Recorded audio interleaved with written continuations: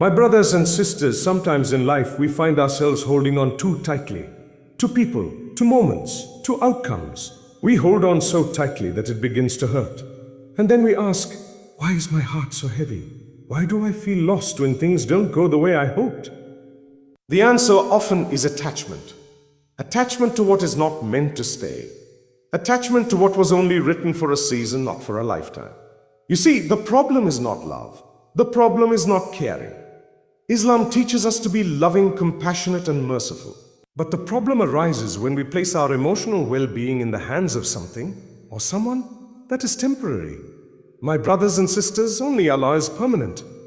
Everything else comes and goes. People enter your life by His decree and they leave by His decree. Situations rise and fall, not because life is cruel, but because life is temporary. So how do we detach? Let me make something very clear. Detachment doesn't mean becoming cold, distant, or heartless. It means redirecting your heart to the one who never leaves you. Recognize the source. Everything you have, your family, your job, your success, even the people you love, is a gift from Allah. When you stop seeing people as the source of your happiness and start seeing them as a means through which Allah sends you ease, your heart becomes lighter. You no longer panic when something is taken because you know the giver is still there. Make dua for strength, not just solutions. Sometimes we keep begging Allah to change a situation, but the wisdom lies in asking Him to strengthen you through it. Say, Ya Allah, if this person or situation is not good for me, remove it from my heart and replace it with something better. And trust that He hears you, even when it takes time. Limit expectations from creation. Expect less from people and more from your Creator. The more you expect from people, the more you set yourself up for disappointment. People forget, people change, people get tired. But Allah, He never forgets. He never tires of your voice in the last part of the night. Practice gratitude and acceptance. Instead of mourning what you lost, thank Allah for what you had. And remind yourself, if it was truly yours, it wouldn't have left. And if it left, it was never meant to stay. There is always wisdom, even in heartbreak. Surround yourself with the right energy. Be around those who remind you of Allah. You'll find that detachment becomes easier when your circle isn't constantly pulling you back into the dunya. When your friends speak about sabr, about trusting the qadr of Allah, about healing through prayer, it shifts your focus from the temporary to the eternal. My dear brothers and sisters, we are all human. We hurt, we cry, we lose, and that's okay. Even the Prophet, peace be upon him, felt pain, cried when people left, and grieved when situations changed. But he taught us one thing through his actions. Never let your pain pull you away from Allah. Let it pull you closer. So today, if your heart is heavy because someone left, or because a situation didn't go the way you hoped, take a deep breath. Remind yourself, I belong to Allah, and to Him is my return. Everything I lose, He can replace. Everything I miss, He can restore. Everything I let go of, He can reward me for, with something far better. Learn to detach, not because you don't care, but because you care more about your peace, your purpose, and your connection with the one who never lets go.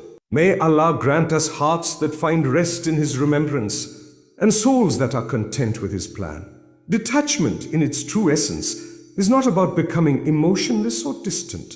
It is about understanding the temporary nature of the world and realigning the heart with what is eternal. Many people confuse detachment with coldness, but it is in fact a deep spiritual maturity.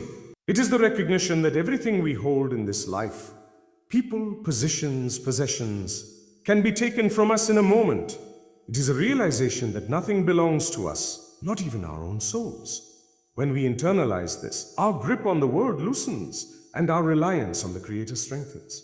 In our daily lives, we form attachments to people and situations because they bring us comfort, love, validation, or a sense of identity.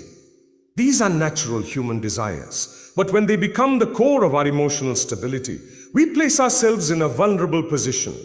When the object of our attachment shifts, disappoints, or disappears, we are left shaken. This is where detachment becomes a necessary spiritual exercise. It teaches us to love without becoming dependent, to care without losing ourselves, and to engage with the world while keeping our hearts anchored in the remembrance of Allah. True detachment comes when we stop expecting permanence from what is inherently temporary. We can enjoy blessings, appreciate people, and be present in our experiences, but all while knowing that these are passing moments granted by Allah. When the heart is trained to say Alhamdulillah in both presence and absence, it reflects a level of detachment that brings peace, not pain. It doesn't mean you won't feel sadness or grief, but it means your emotions will not overpower your faith. Detachment also allows us to maintain better relationships. When you're not overly attached, you give people space to be human, to make mistakes, to grow, to leave if they must, without collapsing emotionally. You stop seeking your worth from their presence or their approval. You begin to understand that your value was never tied to anyone else, but always rooted in your relationship with your Creator. With this mindset, you become more emotionally resilient. You love deeply, but with wisdom. You give, but with boundaries. You experience life, but with the awareness that it is a journey, not a destination. This is the essence of detachment, not indifference, but spiritual clarity. So one of the most powerful tools a believer can possess. It is not simply about waiting for a difficulty to pass, but rather about how one conducts themselves during that period of waiting. It is the calm in the storm, the stillness in the chaos, the quiet trust that no matter what is happening around you, Allah is fully aware and in control. Sabr is not passive, it is active strength. It is choosing composure when frustration seems easier, and remaining firm when the temptation to give up becomes strong. In moments of emotional hardship, when someone we love walks away, when our plans collapse, or when we are betrayed, sabr is what holds the heart together. It prevents bitterness from taking root. It keeps the tongue from uttering what it will later regret. Sabr is the shield that protects the soul from the damage of despair. It doesn't mean that pain disappears, but it means we endure that pain with dignity and faith. It is a form of worship that is often overlooked, yet in the eyes of Allah, it carries immense weight. There are different types of sabr. There is patience in obedience, steadfast in worship, even when it feels heavy. There is patience in staying away from sin even when the desire is intense. And there is patience in the face of trials when we feel helpless, but we don't lose hope in Allah. Each of these forms of sabr strengthens the heart and develops a deeper trust in divine wisdom. It reminds us that we are not in control, but that we worship the one who is. Sabr is what allows a person to detach without falling apart. It gives you the ability to let go of what hurts without blaming the world. You begin to see hardship not as punishment, but as purification. You turn to Him in dua, knowing that He hears and answers in ways that are best for you, even if you do not immediately see it. It is a surrender born not from weakness, but from the deepest strength of faith. Tawakkul also helps us detach from unhealthy attachments because it shifts our source of hope and reliance. When your heart relies on Allah alone, you are less affected by people's actions or life's uncertainties. You begin to say, if it is good for me, Allah will bring it to me. If it is not, Allah will protect me from harm. This mindset allows you to love without fear, to give without expectation, and to let go without regret. It frees you from the burden of trying to control every detail and opens you to receive Allah's wisdom and mercy in all forms. When tested, those who practice tawakkul find a steadiness in their souls that others envy. They do not rush to fill the emptiness left by loss or change because they trust that Allah's plan is better than theirs. This trust is the heart of detachment. It is knowing that even if people and situations leave, Allah's care remains. Healing is a vital part of detachment, yet it is often misunderstood as something that happens quickly or automatically. True healing is a gradual process that requires patience, self-awareness, and a sincere connection to the divine. When we experience loss, betrayal, or disappointment, our hearts become wounded. These wounds, if left unattended, can fester into bitterness or despair. Healing allows us to cleanse these wounds, to let go of the pain, and to find peace once again. The first step in healing is acknowledgement. We must recognize the hurt and not suppress or deny it. Suppressing pain only delays healing and makes detachment more difficult. It is okay to feel sadness, anger, or confusion.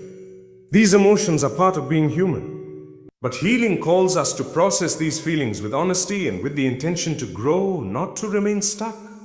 We are encouraged to seek comfort through prayer, reflection, and sometimes through speaking with trusted people who remind us of Allah's mercy and wisdom.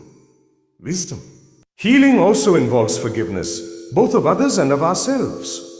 Holding on to grudges or blame keeps the heart tied to the source of pain. Forgiveness is not about excusing wrongs, it is about freeing ourselves from the chains of resentment. It is a gift we give to our own souls, allowing them to breathe and move forward. When we forgive, we open space for new blessings to enter our lives. We clear the path for peace, and healing becomes a bridge to detachment. Another important aspect of healing is patience. The heart may want to rush away from pain, but true healing often requires time. Sometimes healing is not about forgetting what happened, but about reaching a place where the pain no longer controls us. During this time, we may find solace in dua and in remembering that Allah's mercy is greater than any hurt. Healing is an act of trusting that the difficulties we endure are a means for purification and spiritual growth. Healing also encourages self-care. Taking care of our physical and emotional needs, nurturing our souls with positive reminders, and avoiding environments or people that deepen our wounds helps to restore balance. When we prioritize healing, we protect ourselves from falling back into harmful attachments, and we prepare our hearts to embrace the future with hope and faith. Expectations play a powerful role in how we experience relationships and situations, and managing them wisely is essential for emotional well-being and detachment. When we expect too much from people, from life, or from certain outcomes, we set ourselves up for disappointment. Often, the pain we feel comes not from the actual events, but from the gap between what we hoped for and what reality delivers. Learning to limit our expectations does not mean becoming cynical or indifferent. Rather, it means developing realistic and healthy boundaries that protect our hearts. One of the reasons expectations can cause suffering is that they create attachments based on assumptions. We assume others will behave a certain way, that situations will unfold according to our desires, or that things will stay the same. When these assumptions are unmet, our hearts break. But life is fluid, and people change. The only constant is Allah, and when we shift our expectations from creation to the Creator, we begin to experience peace. We understand that people will make mistakes, situations will change, and outcomes may be different from what we want, and that is part of life's test. Limiting expectations also helps us detach by encouraging us to accept things as they are, rather than how we wish them to be. It trains the heart to be content with what Allah has decreed, freeing us from the burden of constant longing or control. When we expect less from others, we appreciate them more for who they truly are, instead of who we want them to be. This reduces frustration and helps maintain healthier relationships, because we stop imposing unrealistic demands. At the same time, limiting expectations does not mean giving up on hope or effort. It means holding your hopes gently with trust in Allah's wisdom. It means working hard, but not clinging desperately to results. It means praying for good while preparing your heart to accept any outcome. This balance is what nurtures emotional resilience and prevents us from becoming overwhelmed by disappointment or rejection. When expectations are managed well, detachment becomes easier. You can love, you can care, you can engage fully with people and situations without losing your peace when things do not go your way. You learn to appreciate what is, rather than mourn what isn't. This subtle shift transforms suffering into acceptance and disappointment into gratitude. Peace is the ultimate goal of detachment, yet it is often misunderstood as a distant or passive state. True peace is an active condition of the heart, a deep and steady calm that remains even amid life's storms. It is not the absence of difficulties, but the presence of trust, contentment, and surrender to the divine. When you cultivate peace, detaching from people and situations becomes less about loss and more about gaining tranquility within yourself. Many people mistake attachment for security, believing that holding tightly to relationships or circumstances will protect them from pain. However, this attachment often brings anxiety and unrest because the things we cling to are temporary and beyond our control. Peace begins when we realize that real security is found in placing our hearts in the care of Allah alone. It is a serenity that no person or event can disturb because it is rooted in faith. This inner peace transforms how we respond to the world. Instead of reacting with fear, anger, or desperation when faced with change or separation, we respond with acceptance and patience. We understand that everything that happens is part of a greater plan that we may not fully see. When the heart is at peace, letting go becomes less frightening and more liberating because we trust that what remains is what is meant for us. Cultivating peace also involves consciously releasing negative emotions, such as resentment, regret, and worry. These feelings weigh heavily on the soul and keep us bound to what we are trying to detach from. Peace requires forgiveness of others and ourselves, and a willingness to move forward without carrying the burdens of past hurts. It means focusing on what brings light to the heart, such as gratitude, hope, and connection with Allah. Furthermore, peace grows through remembrance and spiritual practices. Regular prayer, reflection on Allah's attributes, and recitation of the Quran nourish the soul and strengthen our resilience. When we immerse ourselves in these acts, we create a sanctuary within, a place where peace thrives, regardless of external circumstances. This inner sanctuary is the foundation from which detachment naturally flows. As peace deepens, it reshapes our relationships and interactions. We no longer seek validation or control, but instead engage with compassion and wisdom. Peace enables us to love fully, without fear of loss, because our sense of wholeness is no longer dependent on others, but anchored in the divine. Gratitude is a powerful and transformative attitude that plays a crucial role in detaching from people and situations. When we cultivate gratitude, we train our hearts to focus on the blessings we have rather than what we lack or have lost. This shift in perspective softens the pain of separation or disappointment and opens the door to contentment and acceptance. Gratitude helps us see life's challenges not as mere obstacles, but as opportunities for growth and reminders of Allah's mercy. Often, when attachments break or situations change, our first response is grief or frustration. We might dwell on what we once had, what could have been, or what was unfairly taken from us. But gratitude invites us to pause and reflect on the goodness that still surrounds us. Even in the darkest times, there are countless gifts, health, family, moments of peace that deserve our thanks. This recognition strengthens the heart and prevents it from being overwhelmed by loss. Gratitude also changes our relationship with detachment itself.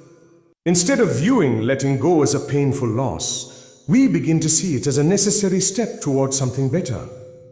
When we thank Allah for the blessings we experienced, we acknowledge that those blessings were temporary and given by Him, and that He alone knows what is best for us moving forward. This acknowledgement makes it easier to release what no longer serves us because we trust that Allah's plan includes new blessings, even if they are not yet visible. Moreover, gratitude softens the heart toward others. When we focus on what we appreciate in people rather than their shortcomings, we cultivate compassion and reduce resentment. This attitude allows us to detach from unhealthy attachments without bitterness or anger. We learn to honor the good moments shared and let go of what was painful, preserving our own peace. Practicing gratitude regularly can be as simple as taking moments each day to reflect on the positive aspects of life, expressing thanks in prayer, or even journaling blessings. These small acts build a resilient heart that does not depend on external circumstances for happiness. The more grateful we become, the more our focus shifts from what we are losing to what remains, and from loss to blessing. This shift is essential for true detachment.